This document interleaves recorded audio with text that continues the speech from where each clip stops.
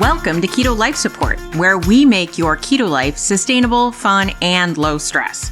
I'm Kim Howerton, and I'll be coming to you weekly with some of my keto besties to bring you the practical, real-world keto advice that you need. Quick disclaimer, I am not a doctor, and even if we do have a doctor in the house from time to time, he or she is not your doctor, and nothing we say on this show should be taken as medical advice. Always check in with a trusted medical professional about your own personal medical concerns. Hello, this is Kim Howerton with Keto Life Support, episode 196. And today we're going to be talking about self-sabotage.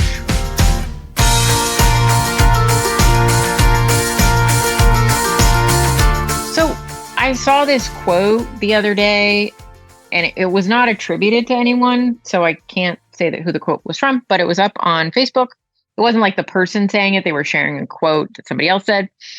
It said, "My therapist said, quote, the reason why you self-sabotage is because it allows you to predict what is going to happen, which is giving you the illusion of self-control." And I agree with this 100 gazillion percent.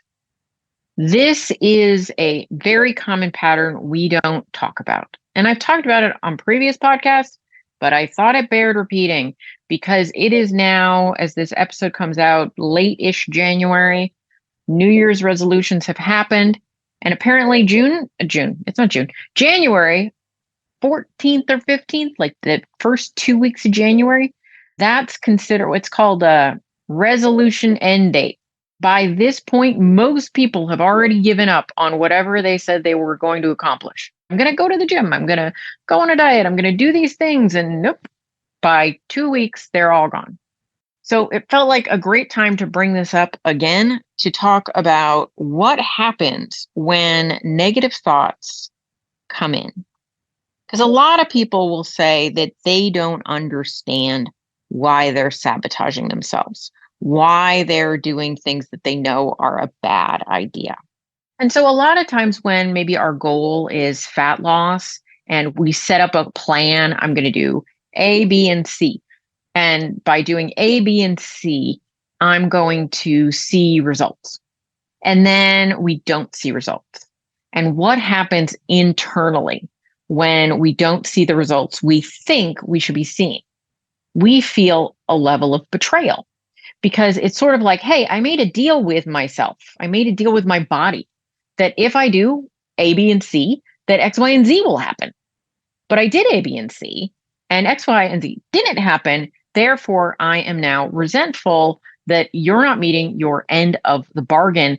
And what that means is that I'm losing hope, right? Because I thought this would work. It's not working. If this thing that is supposed to be working doesn't work, I'm broken. I have no control. I'm out of control. The thing I planned didn't come together.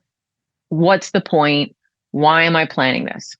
But you know what? You know what's going to happen if you eat the things that you said you weren't going to eat, or you stop going to the gym. You know what that's going to happen. You're like, well, I'd rather eat the things and enjoy them and know that I get that level of short-term enjoyment. And then I'm getting exactly what I expect to get. And sometimes that feels safer than the pain and betrayal of your body not paying you back for the effort you put in. And so this is where I think being aware of this cycle can be super helpful, because it's a way to say, hey, place that you can stop yourself and say, time out. Just because ABC didn't give me XYZ doesn't mean that ABC isn't giving me something. And maybe my plan needs a tweak. Maybe I'm 50% of the way there. Maybe I'm getting some things happening. Maybe I just haven't given enough time. We tend to only give things a week or two. Sometimes that's not enough time. You can break something in a week or two, but you can't necessarily build it in a week or two. And so we need to be more reasonable and more understanding that if something isn't working the way you thought it would work, you had a hypothesis. You said, I am going to hypothesize, I'm going to make a prediction that A, B, and C will lead to X, Y, and Z. But there was no deal made. Your body wasn't in on that. Your body's like, I don't know what's happening. So what do you do when you're running an experiment and you don't get the outcome that you predicted? You run another experiment or you investigate. What did I assume that seems to be wrong? What was my faulty assumption about how this was going to work? Investigate like, oh, well, yeah, I based what X, Y, and Z would be based on the results I got last time I did A, B, and C. And the last time I did A, B, and C, I weighed 100 pounds more than I do now.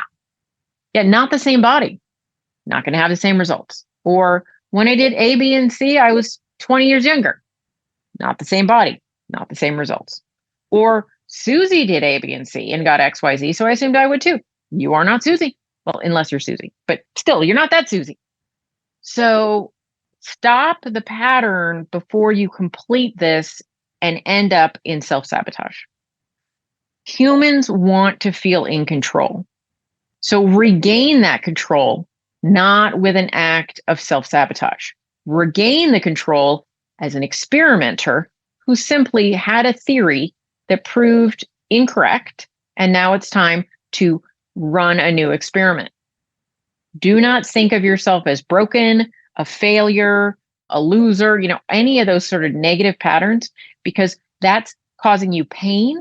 And to escape pain, humans will do anything, including completely blow up their wagon, right?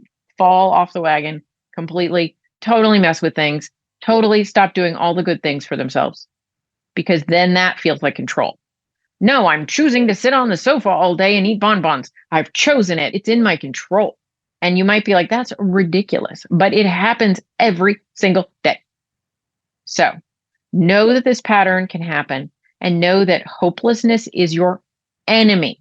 You must come to the other side of that and say, this wasn't proof that I'm broken. This was proof that I tried something that didn't work, and now it's time to adjust. The reason why you self-sabotage is because it allows you to predict what is going to happen. That gives you the illusion of self-control.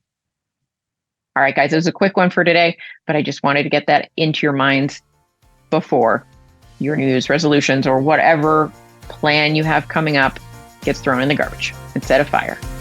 All right, take care. I'll talk to you soon. Thank you so much for joining us for this episode of Keto Life Support. Want more information? Want show notes? Want to suggest a topic? Just head over to ketolifesupport.com. That's where all that kind of thing can go on. By the way, I have a request. If you could go to your podcast host and hit subscribe, we would really, really appreciate it.